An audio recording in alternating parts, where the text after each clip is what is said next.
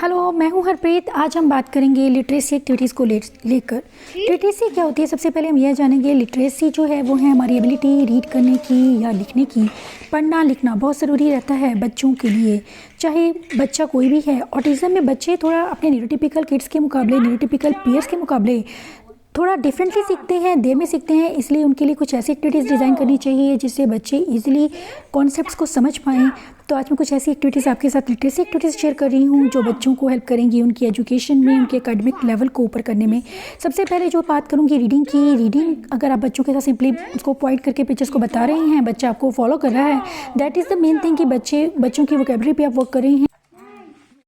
इस एक्टिविटी में मैंने काउंटिंग को मैं लिया कि काउंट करके ये मैंने पिक्चर्स रखी हैं और सामने नंबर्स दिए हैं, तीन नंबर्स दिए हैं पिक्चर के आगे। बच्चे को सिंपली काउंट करके एक चीज़ दी है, मैंने उसको बीट दिया है जो उनको इंटरेस्टिंग लगता है, उसे उसके ऊपर नंबर के ऊपर रखना है ताकि उसे लिखने की ज़रूरत महसूस ना हो। कुछ बच्चों को लिखने में प्रॉब्लम रहती है, इसलिए आप कुछ ऐसी एक्टिविटीज़ उनके लिए डिज़ाइन कर सकते हैं ताकि बच्चा सिंपली उन्हें काउंट करे और उस चीज़ रख पाए। उसके लिए काफ़ी ईजी हो जाता है ऐसे। इसके अलावा जो एक चीज़ रहती है बच्चों को बॉडी पार्ट्स की आइडेंटिफिकेशन, ये बहुत ज़रूरी रहती है। मैंने फेस एक्टिविटी ली है, इसमें बच्चे को मैं अलग अलग बॉडी पार्ट के बारे में बता रही हूँ, उसे बोल रही हूँ कि उसे फिक्स करे और साथ साथ में मैं उसे बता रही हूँ कि इस बॉडी पार्ट को क्या कहते हैं। वो मुझे मेरी बात को रिपीट कर रहा है, मेरे वर्ड्स को रिपीट कर रहा है। इसमें बच्चे जो है बॉडी पार्ट्स को सिखाने के लिए बहुत अच्छी एक्टिविटी है। बच्चों को बॉडी पार्ट्स इस एक्टिविटी के थ्रू ईजिली सिखा सकते हैं। एक तरह की ये पजल भी है और बच्चों के आप कॉग्निटिव लेवल पर भी काम कर रहे हैं और साथ में आप बच्चों की स्पीच डेवलपमेंट पे, उनकी स्किल्स पर, लिटरेसी स्किल पे वर्क कर रहे हैं कि बच्चों को बॉडी पार्ट्स की आइडेंटिफिकेशन हो, जो कि बहुत ज़रूरी रहता है बच्चों के लिए।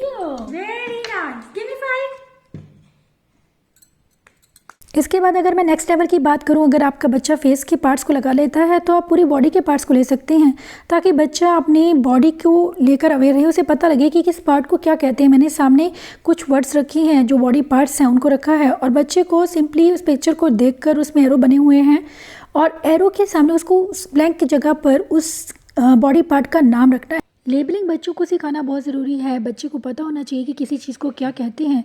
तो ऐसी एक्टिविटीज़ के थ्रू, जैसे कि बॉडी पार्ट्स की एक्टिविटी है या कोई भी आप एनिमल्स, कलर्स, कोई भी एक्टिविटी ले सकते हैं बच्चों को लेबलिंग सिखाने के लिए। इसके अलावा जो नेक्स्ट एक्टिविटी है वो है वर्ड प्रॉब्लम। ये जो चीज़ है मैंने इसमें कैलकुलेटर की हेल्प ली है क्योंकि बच्चों के मैथ्स के जिन बच्चों को राइटिंग में डिफ़िकल्टी रहती है, इसका मतलब यह नहीं है कि आपका बच्चा कुछ भी सीखेगा नहीं। आप कैलकुलेटर की हेल्प से बच्चों को सिखा सकते हैं, उनके राइटिंग स्किल्स पे वर्क कर सकते हैं, चाहे वो आईपैड है, कीबोर्ड है, लैपटॉप है। इन चीज़ों के साथ में, कंप्यूटर के साथ में, इन सब की हेल्प से आप बच्चों को राइटिंग भी सिखा सकते हैं।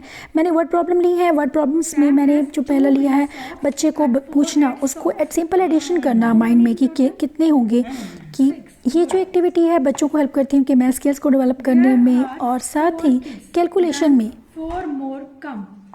How many kids are there? ये बेसिकली रीडिंग एक्टिविटी है। आपका बच्चा अगर नॉन वर्बल भी है तब भी आप पिक्चर के सामने दो वर्ड्स रखे हैं जो काफ़ी हद तक मिलते जुलते हैं, उनके फर्स्ट लेटर्स मिलते हैं, लेकिन बच्चे को पूरी तरह से वो वर्ड को पढ़ के आइडेंटिफाई करना है कि उसे कौन से वर्ड को टच करना है, कि वो एक्चुअली कौन सा वर्ड है। तो राइट वर्ड को चूज़ करना, ये एक चीज़ जो है बच्चों के रीडिंग स्किल्स को डेवलप करने में हेल्प करती है। इसके अलावा अगेन रीडिंग स्किल्स की बात करूँगी कि इसमें मैंने फर्स्ट बिगिनिंग साउंड को बच्चे को ढूंढना है। 3 साउंड्स उसके सामने 3 लेटर्स रखे हैं और बच्चे को बताना है कि जो पिक्चर है इसका बिगिनिंग साउंड क्या होगा। ये एक चीज़ जो है बच्चों को हेल्प करती है, फोनिक अवेयरनेस में हेल्प करती है। इस एक्टिविटी में बच्चे के सामने मैंने कुछ सेंटेंस को काट कर अलग अलग रखा है, यानी कि सेंटेंस को ब्रेक करके रखना और बच्चे को बोलना है कि पिक्चर रखी है उससे रिलेटिव वो सेंटेंस को बनाए। सेंटेंस फ्रेम करना जिसे हम कहते हैं, सेंटेंस बिल्डिंग की एक्टिविटी है जो कि ऑटिज़म में बच्चे जब लिख नहीं पाते हैं तो उनकी आप सेंटेंस बिल्डिंग पर कुछ इस तरह से वर्क कर सकते हैं जो कि बच्चों के लिए काफ़ी सिंपल रहता है, ईजी रहता है इस चीज़ को फॉलो करना। Very good. इस एक्टिविटी में कंपेयर एंड कंट्रास्ट बोलूँगी मैं कि बच्चे को ये सिखाना। अगर आपका बच्चा ऑपोजिट्स जानता है तो आप नेक्स्ट स्टेप ये ले सकते हैं कि बच्चे को सेंटेंस में वो चीज़ सिखानी, कि बच्चे को पूछना कि अगर ये जब जैसे कि मैं पूछ रही हूँ, ये मैंने वर्कशीट ली है, अब कुछ ऐसी वर्कशीट आप बच्चों के साथ में यूज़ कीजिए ताकि बच्चे के लिए इजी हो। मैंने साथ में वर्ड्स लिख कर रखे हैं ताकि बच्चा अपनी चॉइस के साथ में सही वर्ड को सही जगह पर रख पाए। ये हेल्प करती हैं, ये सभी एक्टिविटीज़ हेल्प करती हैं बच्चों में कॉम्प्रिहेंशन स्किल्स को डेवलप करने। नेक्स्ट एक्टिविटी में मैंने एक पिक्चर को लिया है, पिक्चर के सामने मैंने 4 सेंटेंसेस रखे हैं और बच्चे को राइट सेंटेंस को चूज़ करके उसके साथ लगाना है। ये भी एक रीडिंग एक्टिविटी है जो बच्चों में कॉम्प्रिहेंशन स्किल्स को डेवलप करती है। ये एक मैथ एक्टिविटी है जिसमें मैंने कुछ पिक्चर्स ली हैं जो अलग अलग नंबर्स में हैं, जैसे कि 4 बॉल्स हैं या 2 माउस हैं, 2 रेड्स हैं, ये सब चीज़ें। तो 1 सन है, तो ये चीज़ बच्चा काउंट करेगा और उसके सामने उस नंबर को लिखेगा। ये जो एक्टिविटीज़ हैं स्पेशली डिज़ाइन की है मैंने बच्चों को, ASD बच्चों को ध्यान में रखकर, क्योंकि कुछ बच्चों को हैंड राइटिंग को लेकर बहुत इश्यूज़ रहते हैं, इसीलिए आप चाहें तो उनको मैच करवा सकते हैं नंबर्स कुछ इस तरह से देखकर कि कितने हैं, ताकि बच्चे की मैथ स्किल्स जो हैं वो डेवलप हो, बच्चा समझे कि उसे किस तरह से चीज़ को काउंट करने की रखना है। अगर आपका बच्चा लिख सकता है तो उसे लिखवाइए।